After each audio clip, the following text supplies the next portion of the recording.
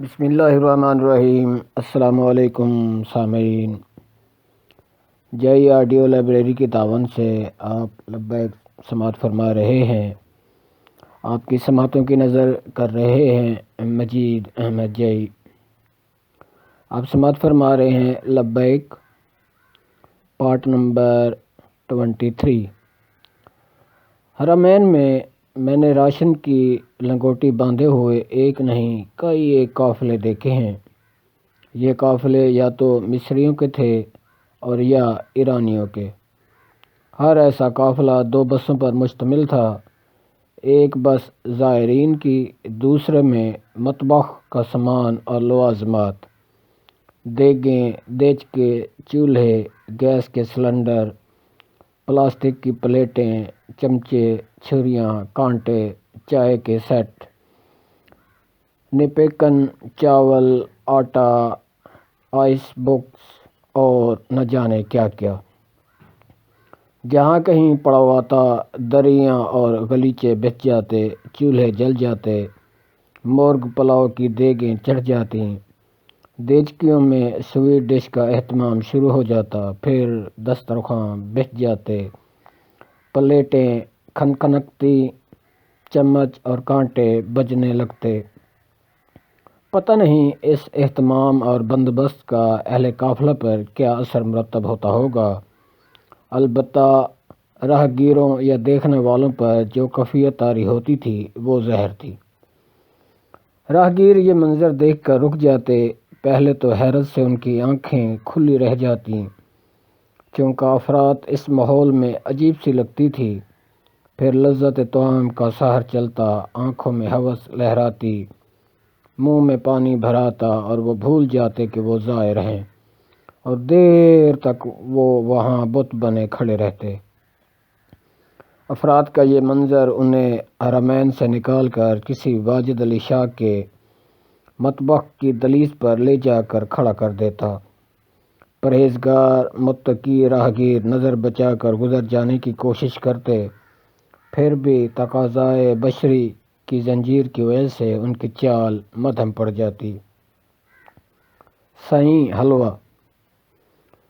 مجاہدے کے متوالے اس منظر کو دیکھتے تو ان کی کیفیت سائیں حلوہ کی یاد دلاتی۔ سائیں حلوہ تقسیم سے بہت پہلے امبالہ کا ایک جانا پہچانا فقیر تھا۔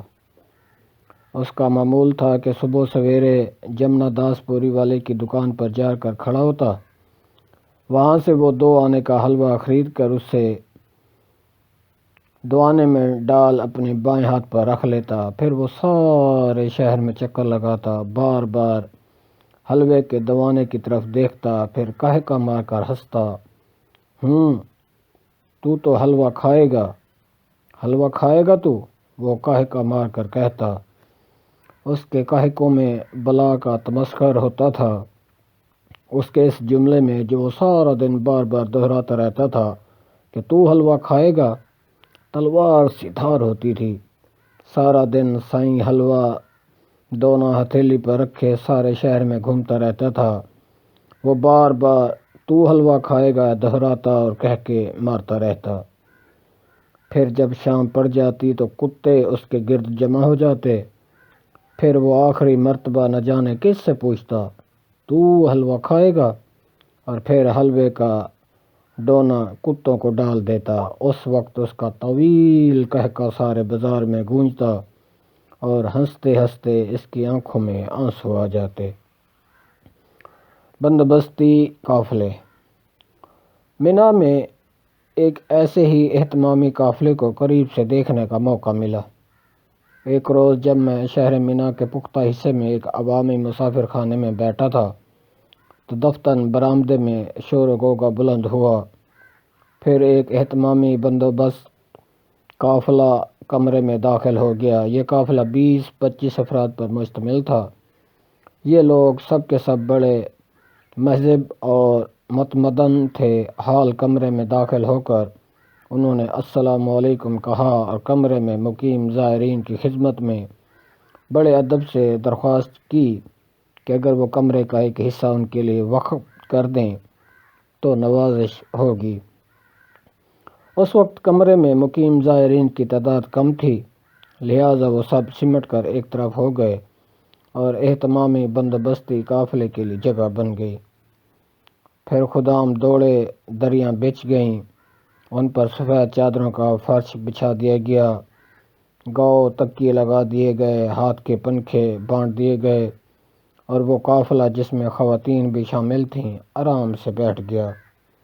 انہیں بیٹھے کچھ عرصہ نہ گزرا تھا کہ ایک بہت بڑا سماوار کمرے میں لایا گیا، جس کے ساتھ پیالیوں اور چمچوں کا ڈھیر تھا، اور وہ سب سفر کی تھکن دور کرنے کے لیے قہوہ پینے لگے۔ اس کمرے میں زیادہ تر عوامی لوگ مقیم تھے۔ یہ لوگ سب غیر اہتمامی لوگ تھے۔ جب کھانے کا وقت آتا تو کوئی تندور کی روٹی پر چٹنی رکھ لیتا، کوئی تربوز کی پھانک خرید کر لے آتا، کوئی روٹی پر 4 کھجوریں رکھ لیتا، کوئی اچار کے ساتھ روٹی کھا لیتا۔ کچھ لوگ ایسے بھی تھے جو نمک اور پانی کے ساتھ روٹی کھاتے۔ یہ سب لوگ زائر تھے۔ وہ سب 5 وقت نمازیں پڑھتے، سارا دن اور رات کو بیشتر وقت تسبیح چلاتے یا قرآن کریم پڑھنے میں مصروف رہتے تھے۔ روٹی کھانا ان کے نزدیک ایک غیر اہم کام تھا۔ اس روز جب دوپہر کے کھانے کا وقت ہوا تو اہتمامی قافلے کے خدام پہلے مرغ پلاؤ کی بھری ہوئی چوٹی دار کابیں کمرے میں لے آئے، پھر شوربے، دہی، سلاد کے برتن آنے شروع ہوئے، اور آخر میں سویٹ ڈش کی تشت۔